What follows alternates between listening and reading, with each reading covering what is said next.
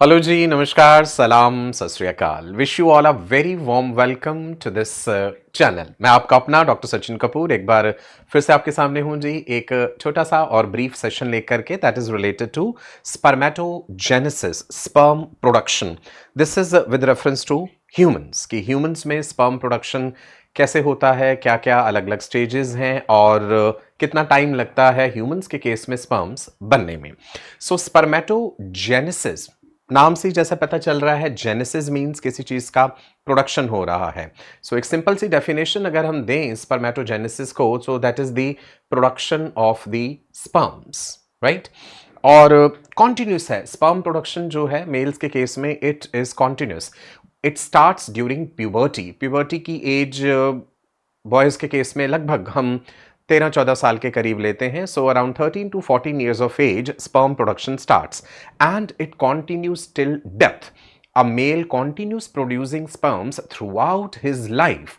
हालांकि बढ़ती उम्र के साथ स्पर्म काउंट कम जरूर होता है। The number of healthy sperms produced reduces.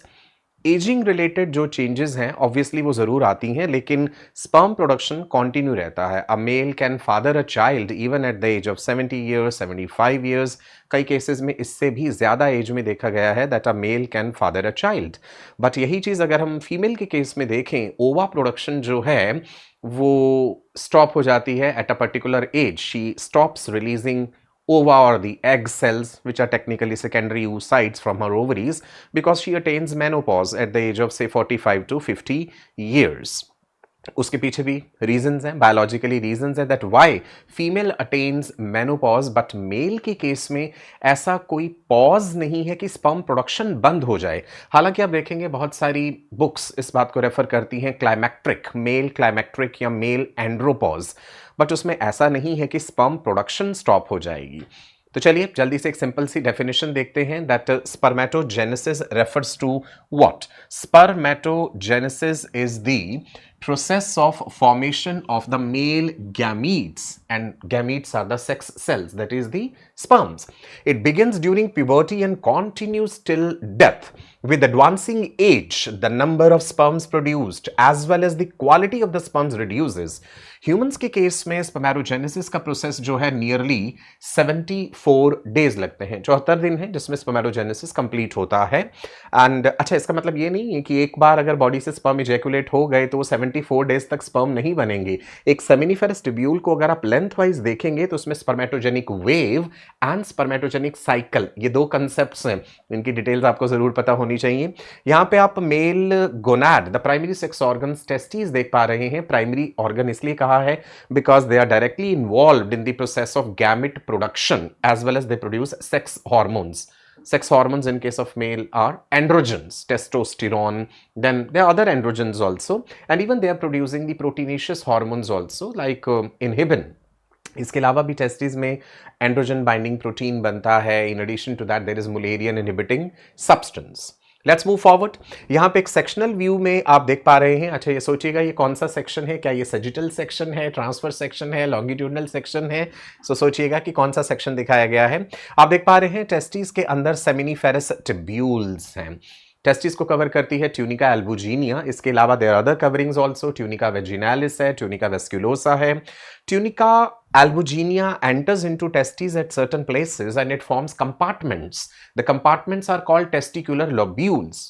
They are nearly 200 to 250, some books they write 300 also. 250-300 के करीब कंपार्टमेंट्स हैं टेस्टिकुलर लोब्यूल्स, जिनके अंदर सेमिनिफेरस ट्यूब्यूल्स हैं। They are highly convoluted, they are highly folded. एक सेमिनिफेरस ट्यूब्यूल की लंबाई लगभग 70 सेंटीमीटर्स या फिर लगभग 80 सेंटीमीटर के करीब भी हो सकती है। Seminiferous tubules they open into straight tubules which are called tubuli recti. Tubuli recti they open into reti testes, and from the reti testes efferent ductules or the vasa efferentia they originate, and they carry sperms to the head of the epididymis, which is called caput epididymis. Epididymis is also highly convoluted tubule which is attached with the testes, and epididymis के भी अलग-अलग हिस्से हैं, caput epididymis, corpus epididymis and cauda epididymis. Epididymis, it stores the spermatozoa, it is the recycling center for the spermatozoa. Sperms they acquire motility and maturity while they passing through the epididymis, but still वो अपने आप move नहीं करते हैं। सोचिएगा sperm अपने आप move कब करते हैं? आगे बढ़ते हैं। एक और सेक्शन आप देख पा रहे हैं, यहां पे भी आपको टेस्टिकुलर लोब्यूल के अंदर सेमिनिफेरस ट्यूब्यूल्स जो है वो नजर आ रही हैं, और एपिडिडाइमिस के बाद जो डक्ट आगे कंटिन्यू हो रही है, दैट इज वास डिफरेंस और the ductus difference. This is another diagram which is showing you clearly how the seminiferous tubules are opening into straight tubule, that is tubuli recti, and then retitestes, and then efferent ductules or vasa efferentia. Testis में बने वाले sperm immature हैं, immotile है, उनमें motility नहीं है. अगर motility नहीं है तो टेस्टिस वाले स्पर्म किस तरह से एपिडिडाइमिस तक पहुंच जाते हैं? फूड फॉर थॉट, ये भी सोचिएगा. सेमिनिफेरस ट्यूब्यूल के अंदर अगर हम देखें तो there are two types of cells, germinal cells and there are somatic cells. Germinal cells are spermatogonia and somatic cells are Sertoli cells.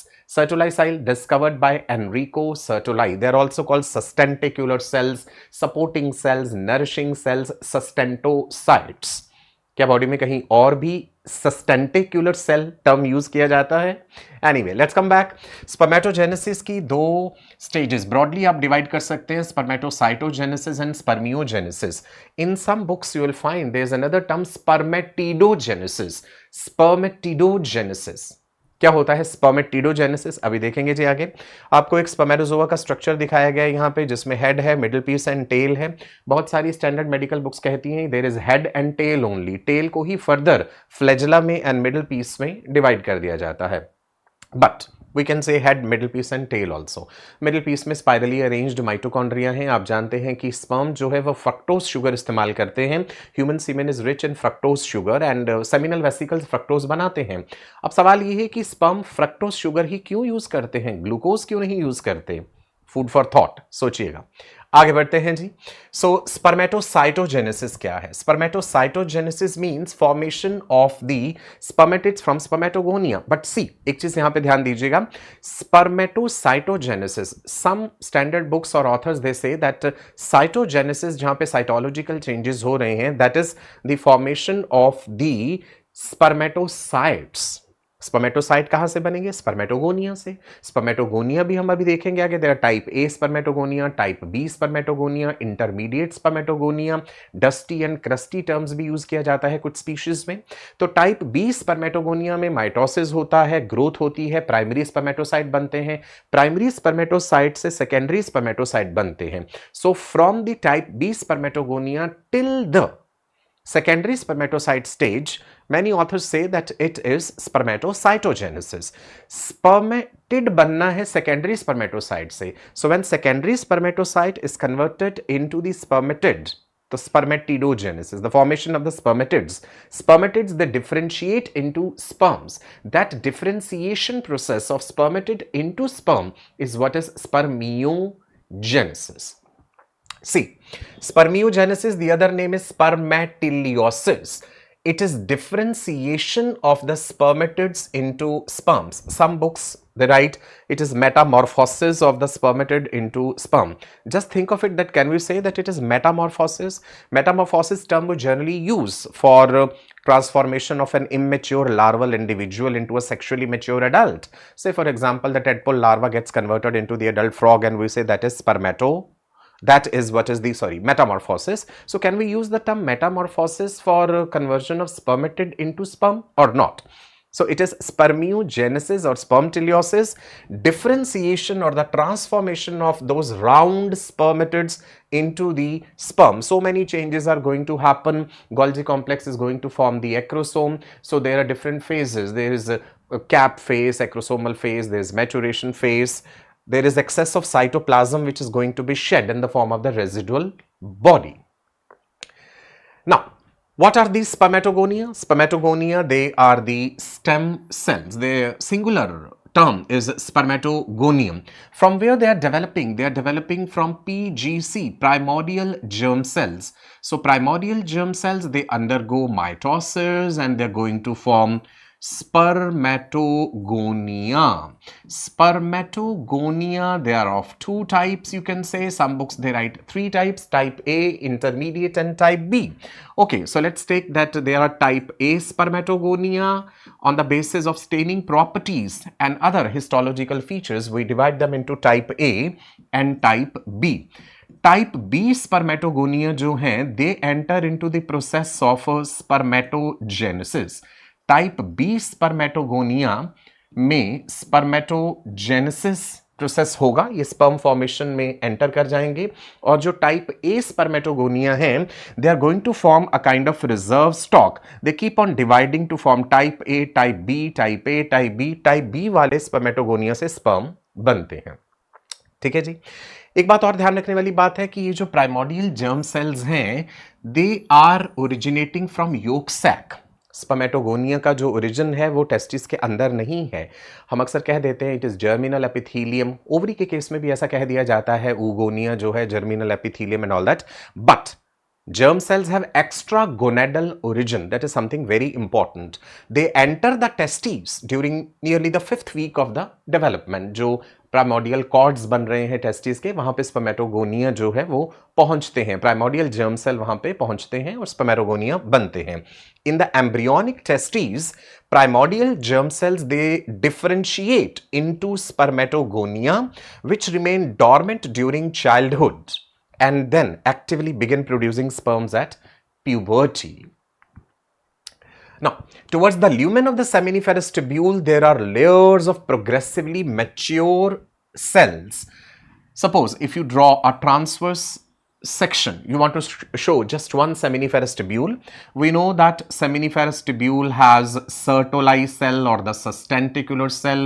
The plasma membrane is like this. ऐसे करके plasma membrane आप कह दीजिए folded है। और spermatogonia जो है यहाँ पे पेरीफेरी ऑफ द टिब्यूल की तरफ है। और जैसे जैसे आप ल्यूमेन ऑफ द टिब्यूल की तरफ बढ़ेंगे आपको एडवांस्ड स्टेजेस देखने को मिलेंगी। Primary spermatocyte, secondary spermatocyte, spermatid and sperm, right. लेकिन लेकिन लेकिन एक बात ध्यान रखिएगा, अगर आपने एक ही थिन सेक्शन काटा है और उसी में आप ये सारी स्टेजेस एक ही समय पे देखने की बात कर रहे हैं तो वो ऐसा नहीं दिखेगा। स्पर्मेटोजेनिक वेव एंड स्पर्मेटोजेनिक साइकिल, ये दोनों कंसेप्ट आपको ध्यान पे रखने हैं। अगर आपको एक लेंथ ऑफ द टिब्यूल में अलग अलग जगहों पे आप देखेंगे तो आपको ये अलग अलग स्टेजेस नजर आएंगी। एक ही सेक्शन में आपको ये सारी स्टेजेस नहीं दिख पाएंगी because it is going to take 74 days for the formation of the sperm from the type B spermatogonia. So अलग अलग डेवलपमेंटल स्टेजेस हैं, primary spermatocyte, secondary spermatocyte, spermatid and sperm cells. Spermatogonia में mitotic division हुआ and we know that mitotic division जब है diploid number of chromosomes जो है that is maintained. So type B spermatogonia में माइटोसिस होगा। Type B spermatogonia में mitosis हुआ। अब आप सोचिएगा कि कितनी बार माइटोसिस होगा और कितने सारे हमें और स्पर्मेटोगोनिया मिलेंगे और फिर एक बार और माइटोसिस होगा, प्राइमरी स्पर्मेटोसाइट मिलेंगे। अगर आप एनसीईआरटी में देखें तो एनसीईआरटी कहती है some of the spermatogonia called primary spermatocyte. तो कौन से सम ऑफ द स्पर्मेटोगोनिया जिन्हें प्राइमरी स्पर्मेटोसाइट कह रहे हैं? कोई तो डिफरेंस होगा ना स्पर्मेटोगोनिया में और प्राइमरी स्पर्मेटोसाइट में। फूड फॉर थॉट, सोचिएगा इस चीज को। अनदर थिंग, अक्सर हमें कह देते हैं that from one type B spermatogonia there are 4 sperm which are formed.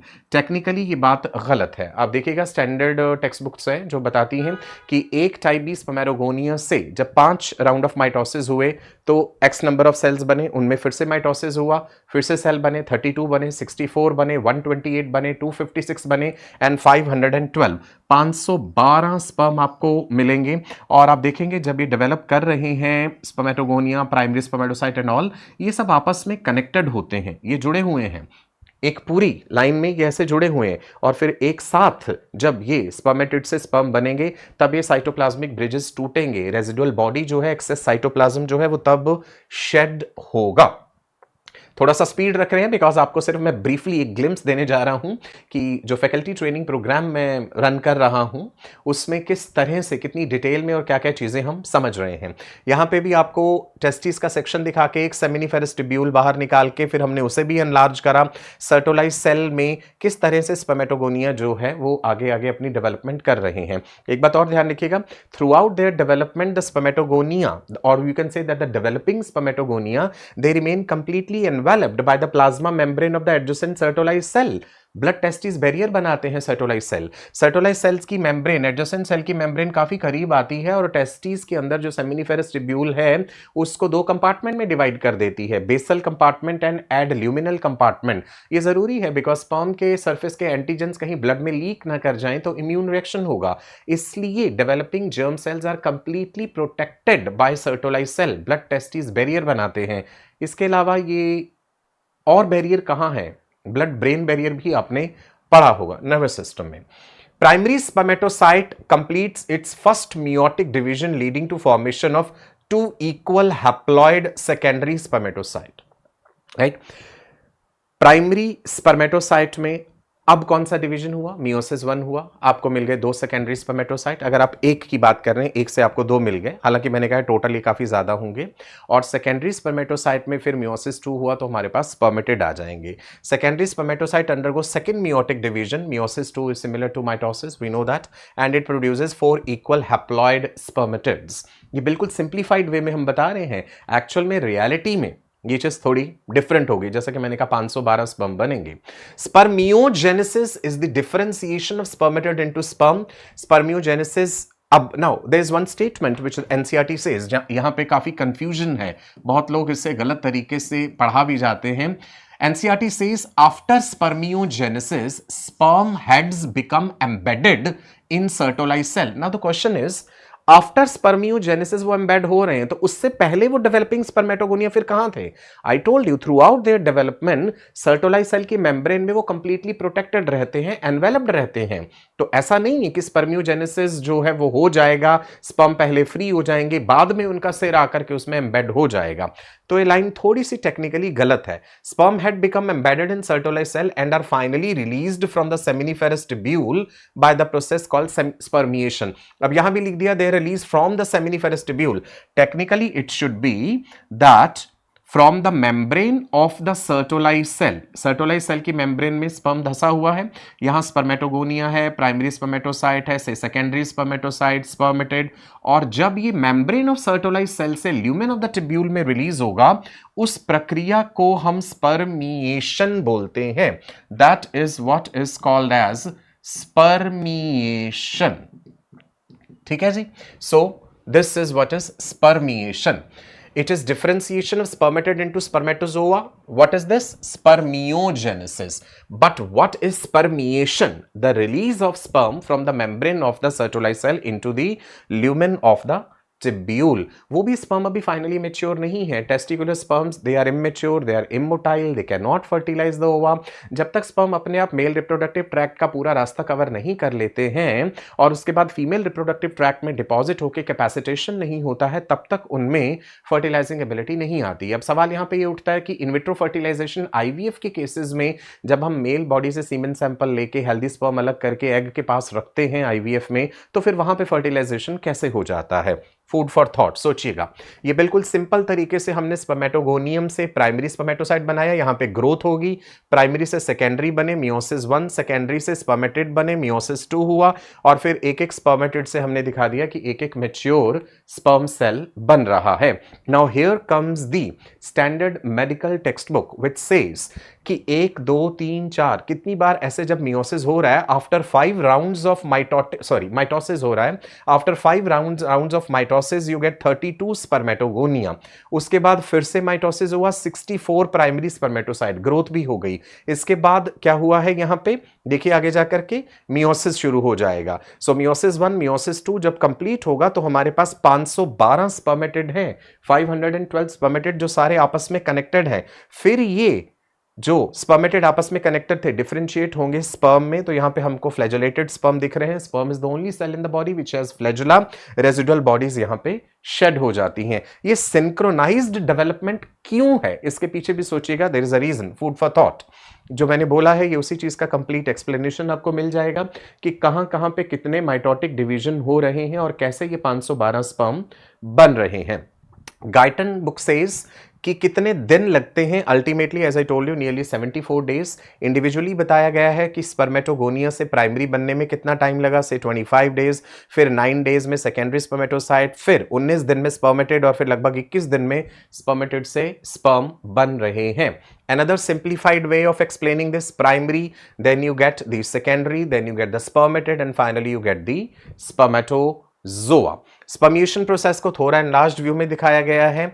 एक दिन में लगभग 120 मिलियन स्पर्म बन जाते हैं, तो आप कैलकुलेट कीजिएगा, अगर एक दिन में 120 मिलियन बन रहे हैं तो फिर लगभग एक सेकंड में कितने बनते होंगे। 24 घंटे एक दिन में, उसके मिनट निकाल लीजिए, उसके सेकंड निकाल लीजिए, 86,400 सेकंड, 86,400 सेकंड्स डिवाइड करके देखिएगा, ये संख्या लगभग 1,300 समथिंग के करीब आएगी। इतना एनॉर्मस स्पर्म प्रोडक्शन है। हर समय तो स्पर्म मेल बॉडी से रिलीज नहीं हो रहे, तो फिर ये स्पर्म कहाँ जा रहे हैं? कॉन्टिन्यूसली उनका फेगोसाइटोसिस भी होता जा रहा है साथ के साथ, और स्पर्म मरते भी जा रहे हैं, रिसाइकलिंग भी होता जा रहा है। एनॉर्मस प्रोडक्शन है। अब इतना ज़्यादा एनॉर्मस प्रोडक्शन क्यों है, इसके लिए भी अलग अलग रीजंस दिए गए हैं, बट सारे रीजंस मिलकर के भी सेटिस्फैक्ट्री नहीं है। सो authors they say that female के केस में वेजाइना में पीएच एसिडिक है बिकॉज ऑफ लैक्टोबैसिलस एसिडोफाइलस बैक्टीरिया, तो एसिडिक पीएच स्पर्म के लिए डेट्रीमेंटल है, स्पर्म उसके कारण मर जाते हैं। फीमेल बॉडी का टेम्परेचर ज़्यादा है, बहुत सारे स्पर्म उस कारण मर जाते हैं। स्पर्म के पास कोई स्टोर्ड फूड मटेरियल नहीं है, स्पर्म एक हेल्पलेस स्ट्रक्चर है, कोई प्रोटेक्टिव मेम्ब्रेन नहीं है। फीमेल बॉडी के लिए वो एक बाहर का सेल है, फेगोसाइटोसिस भी होता है, उन्हें फेगोसाइट्स खा जाते हैं। बहुत सारे स्पर्म गलत फेलोपियन ट्यूब में चले जाएंगे जिधर एग सेल नहीं है, बिकॉज स्पर्म को तो नहीं पता है कि एग राइट फेलोपियन ट्यूब में पड़ा हुआ है या लेफ्ट फेलोपियन ट्यूब में पड़ा है, या एग है भी या नहीं ही। So these are some of the reasons कि इतने सारे स्पर्म प्रोडक्शन क्यों है, बट फिर भी ये सारे रीजन कन्विंसिंग नहीं है इतनी एनॉर्मस स्पर्म प्रोडक्शन के लिए। Spermiation: after a sperm cell has formed, it is released into lumen of the seminiferous tubule. Spermiation, और 120 मिलियन स्पर्म जो है प्रोड्यूस हो रहे हैं। सिंगल स्पर्म के लिए स्पर्मेटोजून टर्म यूज करते हैं, और अगर आप प्लूरल की बात करें तो स्पर्मेटोजोआ कह देते हैं हम उसे। यहाँ पे एक सर्टोलाइज सेल को और गौर से देखिएगा, आप देख रहे हैं सर्टोलाइज सेल की मेम्ब्रेन में पूरी तरह से धंसा हुआ है ये स्पर्म जो डेवलप हो रहा है, कंप्लीटली एनवेलप्ड है, कंप्लीटली प्रोटेक्टेड है। तो ये कहना कि स्पर्मियोजेनेसिस होने के बाद उनका सिर उसमें धंस रहा है, तो आप खुद ही सोचिए कि उससे पहले उनका सिर कहां था, वो उसी में तो है। फाइनली उसने रिलीज होना है यहां से, that is what is called as the spermiation. Well, that was just a brief introduction at a very high speed, I would say. तो ये सिर्फ मैंने एक ब्रीफ, एक ग्लिम्प्स दिया है आपको कि चीज़ों को किस तरह से आपने समझना है, और डिटेल में और गहराइयों में बहुत सारे और thought provoking questions, food for your thought जैसा कि मैं कहता हूं, वो सारी चीज़ें मैं डिस्कस करता हूं अपने फैकल्टी ट्रेनिंग प्रोग्राम में। 3 महीने का ये कोर्स है, हफ्ते में 3 दिन हम क्लास लेते हैं, कभी कभी ज़्यादा दिन भी लेते हैं, generally Monday Wednesday and Friday को लेट इवनिंग में भी, कभी 8 बजे से 10 बजे, कभी 8:30 से 10:30 बजे, दैट डिपेंड्स कि जो भी स्टूडेंट्स ऑलरेडी इसमें एनरोल्ड हैं उनका वर्किंग शेड्यूल भी है, बहुत सारी अपनी पर्सनल रीजंस हैं उनके। जूम के थ्रू क्लासेस कंडक्ट होती हैं, और टोटल फी जो है, अगर आप लमसम देते हैं एक साथ, इट इज 18,000। अगर आप इंस्टॉलमेंट्स में देते हैं then it is 7,000 per month. आपको हर वीडियो का रिकॉर्डिंग भी मिलता है, स्टडी मटेरियल भी मिलेगा, असाइनमेंट मिलेगी, पीडीएफ मिलेगा, डेली प्रैक्टिस पेपर्स मिलेंगे। सो देरी किस बात की है जी, रेडी टू ज्वाइन हैंड्स। आपको ये सारे कॉन्टैक्ट डिटेल्स दी गई हैं, इस नंबर पे आप व्हाट्सएप कर सकते हैं, आप इस ईमेल आईडी पे मेल कर सकते हैं, आप मुझे डायरेक्टली भी टेलीग्राम पर कॉन्टैक्ट कर सकते हैं। So I wish you all the best for a very bright and prosperous future. ऐसे और बेहतरीन वीडियोस मैं बिल्कुल ब्रीफ में और क्विकली जल्दी जल्दी जो बनाए गए हैं वीडियोज, आई मीन बिकॉज छोटे से कंसेप्ट को थोड़ा सा तो हमने डिस्कस करना है, इसलिए थोड़ा सा स्पीड रखा है मैंने उस वीडियो में। चलिए जी, नमस्कार, बाय बाय, स्टे ब्लेस्ड।